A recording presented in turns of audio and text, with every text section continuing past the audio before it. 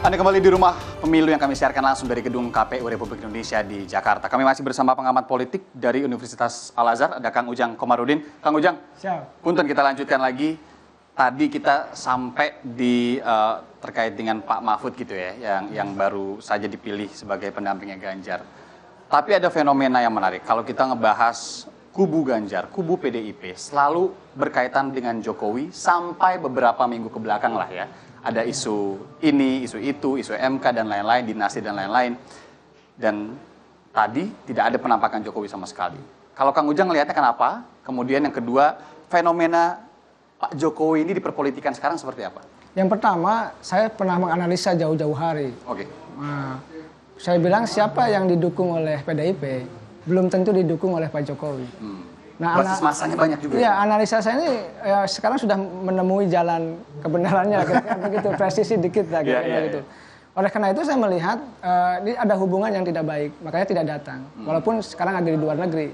Tetapi kalau memang Pak Jokowi itu mendukung Pak Ganjar, pasti akan datang. Bisa di zoom dulu. Dan pasti juga akan diundang. Ini pernyataannya bukan sekedar datang, tapi tidak diundang. Itu sebuah gestur. Ya, ini sebuah sikap PDIP yang kenyataannya resmi, kelihatannya marah juga terkait keputusan MK kemarin yang memberi jalan katakanlah karpet merah kepada Gibran gitu. Nah, pertama itu. Yang kedua, kalau kita membedah soal Pak Jokowi sebagai presiden, saya katakan dulu, Pak Jokowi ini ingin jadi kingmaker, ingin menjadi penentu. Nah, ketika di PDIP Pak Jokowi tidak punya kuasa, tidak punya peran, tidak punya kewenangan, hanya sebagai anggota dan petugas partai, maka Pak Jokowi punya skema sendiri, punya skenario sendiri untuk bisa katakanlah, mohon maaf, yang membentengi diri dan keluarganya ketika sudah tidak menjadi presiden lagi. Maka tadi, mohon maaf, tanda petik agak cawe-cawe, ya bermain di banyak partai, lalu Kaisang jadikan ketua umum PSI walaupun baru 2 hari. Lalu tadi Gibran, Gibran didorong-dorong jadi cawapres. Lalu Pak Jokowi ingin jadi kingmaker. Nah, saya mengatakan dulu mengkritik saya, masyarakat gitu, bahwa Kang Ujang kata analisanya bagaimana bahwa kok Pak Jokowi dianggap kuat gitu. Padahal kan mau selesai. Saya bilang selama kekuasaan itu masih digenggam, maka selama itu presiden masih punya kekuatan untuk bisa memenangkan capres-cawapres tertentu. Apalagi terakhir kalau kita lihat gesturnya gitu ya, hadir di acara Projo yang kemudian ya oke lah kita sebut Projo yang dipimpin Budi Ari, tapi kemudian Projo geser ke Kertanegara mengumumkan. Ya bisa dilihat lah ya secara sedikit kasat gitu ya. Tapi kalau ngebahas, ini yang terakhir nih, belum ada pengumuman deklarasi siapa pendampingnya, Pak Prabowo. Ya. Siapa sosok yang menurut Kang Ujang, kalau sudah ada 2 pasangan sekarang, yang bisa dipertimbangkan paling rasional untuk mendampingi Prabowo oleh tim? Ya kalau kalkulasi pemenangan, itu yang saya lihat Bu Hovifah sebenarnya, yang cocok. Karena Gubernur Jawa Timur, basis masanya jelas, grassroots-nya NU dan perempuan.